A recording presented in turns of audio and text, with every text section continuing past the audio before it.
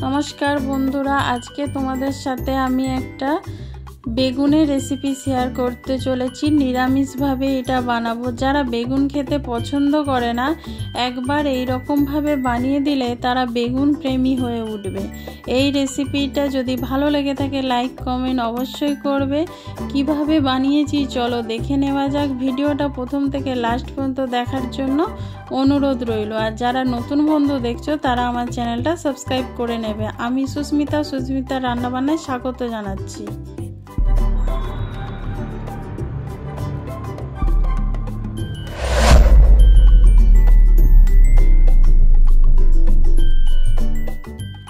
এখানে আমি একটা বড় বেগুনকে চার ফালি করে নিয়েছি আর আমি এখানে বোঁটা সমেত রেখেছি, যেমন অনুষ্ঠান বাড়িতে রাখে সেরকম ভাবে রেখেছি। তোমাদের যদি পছন্দ না হয় বোঁটাটা কেটে ফেলে দিতে পারো। এবার এর মধ্যে আমি স্বাদ মতো নুন আর হলুদ দিয়ে মাখিয়ে নেব। বেগুনগুলোর ওপরেই নুন দিয়ে দিয়েছি, এবার হলুদ দিয়ে দেবো। হলুদ দিয়ে নুন আর হলুদ দিয়ে এটা ভালো করে মাখিয়ে নেব।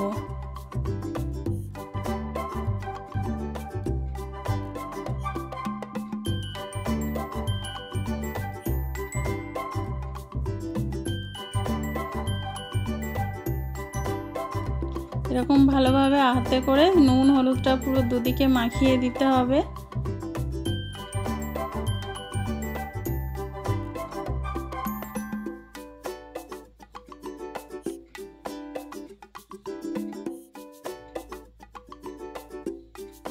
আমার বেগুনগুলোতে সব নুন হলুদ মাখানো হয়ে গেল।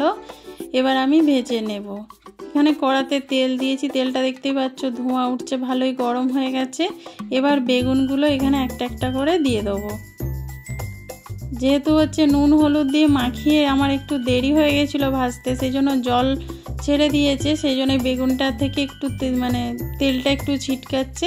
তোমরা মাখিয়ে কিন্তু সঙ্গে সঙ্গে এখানে ভেজে ফেলবে, তাহলে দেখবে আর তেলটা ছিটকাবে না। এবার এরকমভাবে মিডিয়াম আঁচে কিন্তু বেগুনগুলো ভেজে নেব। এক দিকটা আমার হয়েছে, অন্য দিকটা উল্টে দিচ্ছি। এরকম একটু চিমটার সাহায্যে উল্টে দিতে হবে, নাহলে তো যেগুলো বোঁটাটা আছে তো সহজে উল্টোতে চাইবে না খুন্তি দিয়ে করলে। দেখো এতেই আমার কিন্তু একটু অসুবিধা হচ্ছিল।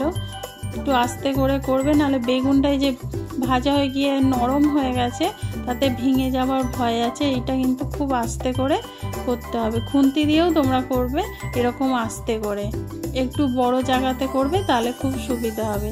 এবার বেগুনগুলো এরকমভাবে আমি ভেজে নিয়েছি। এবার এটা আমি তুলে নিচ্ছি। দেখতেই পাচ্ছ বেগুনগুলো কত সুন্দর ভাজা হয়েছে লাল লাল করে। এবার ওই তেলের মধ্যে দিয়ে দিচ্ছি আমি একটু কালো জিরে ফোড়ন। তারপরে দিয়ে দেবো 3টে কাঁচা লঙ্কা। কাঁচা লঙ্কা 3টে আমি একটু চিড়ে নিয়েছিলাম। এবার নিয়ে এই কাঁচা লঙ্কা আর কালো জিরেটা একটু ভেজে নিচ্ছি।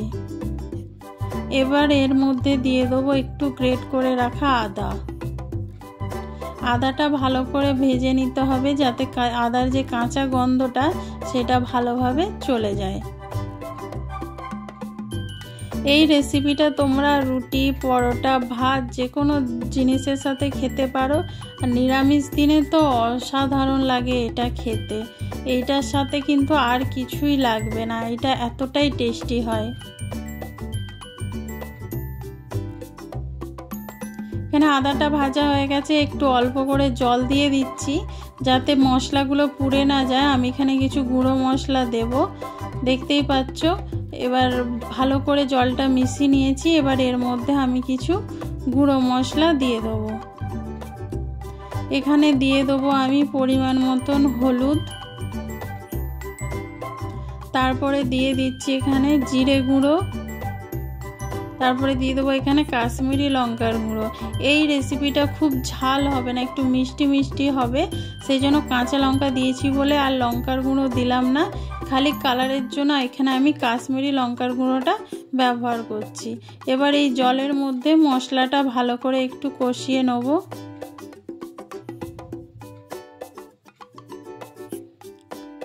দেখতেই পাচ্ছ কত সুন্দর এখানে মশলাটা কষানো হচ্ছে। এখানে দেখো কালারটা কত সুন্দর এসেছে। এবার এর মধ্যে দিয়ে দেবো ফেটিয়ে রাখা টক দই। টক দইটা আমি ভালো করে ফেটিয়ে নিয়েছি। এবার আমি এর মধ্যে টক দইটা দিয়ে দিচ্ছি। আর বন্ধুরা এই সময় কিন্তু আমি গ্যাসের ফ্লেমটা অফ করে দিয়েছিলাম, যেহেতু এখানে টক দই দিচ্ছি ছানা ছানা হয়ে যেতে পারে, সেই জন্য আমি এখানে অফ করে দিয়েছিলাম। ভালো করে মেশানো হয়ে গেলে তারপরে আমি আবার গ্যাসটা জ্বালিয়ে দেবো।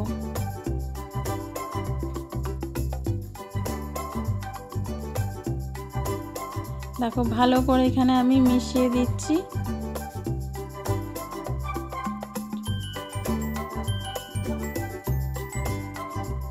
এবার দিয়ে দিলাম অল্প করে চিনি। এখানে আমি নুনটাও দিয়ে দিয়েছিলাম, নুনটা তোমাদেরকে দেখানো হয়নি। এখানে নুন আর চিনিটা দিয়ে মশলাটা ভালো করে কষিয়ে নিচ্ছি। বা যখন দইটা থেকে তেলটা ভালো করে ছেড়ে আসবে তখন বুঝে নিতে হবে যে ভালো করে আমাদের মশলাটা কষানো হয়ে গেছে। দেখো দেখতেই পাচ্ছ সাইড থেকে কি সুন্দর তেল ছেড়ে দিচ্ছে। এইভাবে লো আঁচে মশলাটা কষিয়ে নিতে হবে।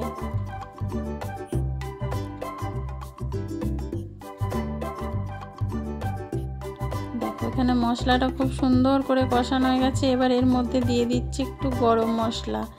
গরম মশলাটা দিয়ে আবার একটু নেড়ে নেব। এই সময় কিন্তু ঝোলেতেই তোমাদের যা দেওয়ার দিয়ে দিতে হবে, নুন, মিষ্টি, গরম মশলা যা কিছু দিয়ে দিতে হবে। এবার এর মধ্যে আমি 1 চামচের মতন একটু জল দেব। জাস্ট 1 চামচের মতন জল দিলেই কিন্তু হয়ে যাবে। এইটাতে বেশি গ্রেভির দরকার নেই, এটা তো মাখো মাখো হবে, এই জন্য এই গ্রেভিটাই যথেষ্ট বেগুনের রেসিপির জন্যে। দেখো এটা ফুটছে দেখতে পাচ্ছ। এবার ফুটিয়ে বেগুনগুলো দিয়ে দেবো আস্তে আস্তে।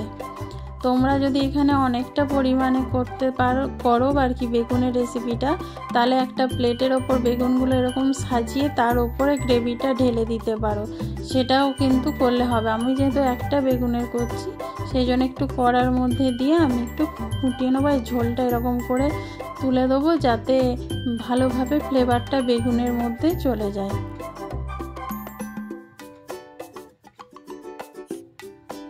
দেখো এইভাবে আমি নাড়িয়ে নাড়িয়ে সব দিয়ে দিচ্ছি ভালোভাবে যাতে ঝোলটার মধ্যে ফ্লেভারটা যায়।